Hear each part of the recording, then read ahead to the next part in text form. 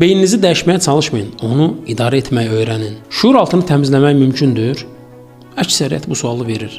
Amma burada əsas məsələ başqa yerdədir. Beyin kompüter deyil ki, sil düyməsi olsun. Yaşadığınız təcrübələr yox olmur, amma onların təsiri dəyişə bilər. İnsanların çoxu problemi yanlış yerdə axtarır. Problem şuur altı deyil, problem idarə olunmayan sistemdir. Beyin sadə bir qayda ilə işləyir. Tez-tez istifadə elədiyini gücləndirir, istifadə olunmayanı isə zəiflədir. Buna neuroplastiklik deyilir. İndi bir özümüzə baxaq. Niyə eyni fikirlər təkrar-təkrar bizə qayıdır? Niyə oxuduğumuz yadımızda qalmır? Niyə diqqətimizi saxlamaq çətinləşir? Çünki sistem yoxdur, məlumat qarışıqdır, beyin isə struktur axtarır.